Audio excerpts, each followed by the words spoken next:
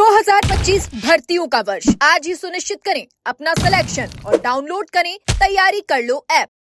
राजस्थान कर्मचारी चयन बोर्ड के chairman major Alok Raj sir हमारे साथ हैं। सर आपका स्वागत है दानागिरी में।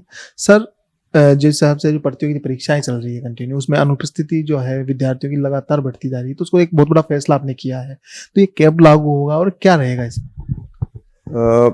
हमने फैसला लिया है कि यदि अभ्यर्थी किसी भी फाइनेंशियल ईयर में यदि 2 बार एब्सेंट हो जाते हैं, तो परीक्षाओं के अंदर हमारी कोई भी परीक्षाओं में एब्सेंट हो जाते हैं, तो उनको दोबारा कोई भी फॉर्म भरना होगा, तो उसके लिए उनको एक पेनल्टी लगानी होगी, पे करनी होगी, यानी 750 रुपये पे करने होंगे। और उसके बावजूद फिर दोबारा अगेन वो 2 परीक्षाओं में और फिर एब्सेंट हो जाते हैं, तो फिर ये पेनल्टी डबल कर दी जाएगी, यानी कि उनको 1500 रुपये जमा कराने होंगे। और ये जो हमारा फैसला है, ये 1 अप्रैल 2025 के बाद जो भी परीक्षाएं होंगी उन पर लागू होगा। जैसे अभी जेल प्रहरी की परीक्षा है जो कि अप्रैल के महीने में है, पहले सप्ताह में, तो जो अभ्यर्थी उस परीक्षा में एब्सेंट रहते हैं और फिर दोबारा कोई दूसरी परीक्षा, मान लीजिए कि वो उसके बाद हमारी परीक्षा होती है पटवारी की, उसमें एब्सेंट रहते हैं, यदि उसने 2 परीक्षाओं में एब्सेंट हो गया, उसके बाद जब भी वो फॉर्म भरेगा तो उसके पहले उसको मैसेज आएगा कि आप पहले जमा कराएं पेनल्टी, उसके बाद ही फिर आप फॉर्म भर सकते हैं। तो वो आगे चल नहीं पाएगा, फॉर्म भर नहीं पाएगा। कब से लागू? ये 1 अप्रैल 2025 के बाद जो भी परीक्षाएं होंगी उन पर लागू होगा। रीड लेवल 2 का जो रिवाइज परिणाम है वो जारी कर दिया गया है, लेकिन अभी भी जो है स्थिति साफ हो गई, लेकिन फिर भी कई विषयों के अभी परिणाम जो है उसमें क्या असर पड़ेगा? कितने नहीं, अभी सभी जो L2 रीड लेवल L2 के जो सभी विषय थे, सभी के 2 टाइम्स के परिणाम जारी हो चुके हैं। सिंधी वाली जो एक परीक्षा थी उसका नहीं जारी किया क्योंकि उसके अंदर उसका कोई असर नहीं था, तो बाकी सभी के जारी कर दिए गए हैं। और अभी हम 1 टाइम रिजल्ट निकालेंगे इन सभी विषयों का, और मुझे उम्मीद है कि इसी महीने में कुछ का निकालेंगे और अगले महीने के शुरू के अंदर हम कुछ महीने का निकालेंगे, ताकि जो अभ्यर्थी है जिनको हम रिकमेंड कर सकते हैं आगे ज्वाइन करने के लिए, उनका नाम आगे भेजेंगे। लेकिन उसमें कानूनी अड़चन है कि जो बच्चे लगे हुए हैं और जिनको कोर्ट ने स्टे दिया हुआ है, उनको हम बाहर नहीं कर सकते क्योंकि उसमें कोर्ट का आदेश है।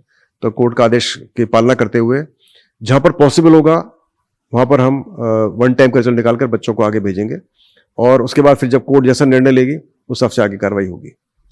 सर पीटीआई भर्ती 2022 का मामला भी सामने आया है, जिसमें जो राजस्थान के जो अभ्यर्थी उनकी 500 मेरिट है और जो राजस्थान के बाहर के हैं उनकी 460 है, लेकिन जो स्पोर्ट्स सर्टिफिकेट के नंबर जो है वो अभी तक जारी नहीं किए जो बाहरी स्टूडेंट थे।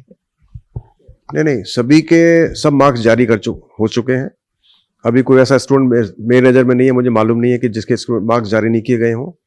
सिर्फ कुछ अभ्यर्थी ऐसे हो सकते हैं जिनका कि कंफर्मेशन हमको नहीं मिला हो उनके स्पोर्ट्स सर्टिफिकेट का, उनके फेडरेशन से या AIU से। अदरवाइज ऐसे कोई भी अभ्यर्थी नहीं है जिनका कि मार्क्स का पता नहीं हो या उसको मार्क्स अभी देने हो। हाँ, स्पोर्ट्स की बात कर रहा हूँ मैं। स्पोर्ट्स सर्टिफिकेट्स का ऐसा कोई भी हमारे पास बिल्कुल नॉलेज में नहीं है कि जहाँ पर स्पोर्ट्स सर्टिफिकेट की वजह से, मार्क्स देने की वजह से किसी का केस रुका हुआ हो। पशुधन जो सहायक भर्ती है उसमें सिलेबस को लेकर जो है अभ्यर्थी प्रदर्शन भी करते नजर आ रहे हैं, देना पड़ता है। तो उनका कहना है कि ये जो सिलेबस है वो RS लेवल का है, तो क्या आप इसकी कुछ? देखिए, सिलेबस किसी परीक्षा का जो होता है वो उसका विभाग निर्धारित करता है, और हमें पशुधन जो विभाग है, पशुपालन विभाग है, उनसे इसका सिलेबस और अर्थना मिली थी। उसी के आधार पर हमने नोटिफिकेशन बनाया, उसी के आधार पर हम इसका जो सिलेबस है वो हमने जारी किया। अब इसमें कोई बदलाव संभव नहीं है। यदि विभाग चाहता है तो हमको बता सकता है कि इसमें बदलाव करना है, तो हम कर सकते हैं। ये कर्मचारी चयन बोर्ड के अधिकार क्षेत्र के बाहर है। वैसे भी इसकी परीक्षा बहुत जल्दी होने वाली है, शायद मेरे ख्याल से मई या जून के अंदर परीक्षा है, जून में परीक्षा है, तो अभी टाइम काफ़ी कम बचा हुआ है, और मुझे कोई भी सूचना ऐसी नहीं है विभाग के द्वारा कि इसका सिलेबस बदली करना है। तो आपके माध्यम से मैं अनुरोध करूंगा अभ्यर्थियों से कि वो जो सिलेबस दिया है उसके मुताबिक तैयारी करें और परीक्षा की तैयारी करें और जुटे रहें, बजाय ये सोचने की कि बदली होगा। और यदि कोई हमको सूचना मिले कि हमको बता देंगे आप इसके बारे में। अभी तक कौन कौन से जो परिणाम है वो जारी हो चुके हैं लगभग? अब हमारे हिसाब से लगभग सभी परिणाम जारी हो चुके हैं। कुछ परिणाम बचे हुए हैं, वो उसके अंदर एक सूचना सहायक का विषय का, सूचना सहायक की जो परीक्षा थी जो सबसे पहले हुई थी 11 जनवरी को, वो बचा हुआ है।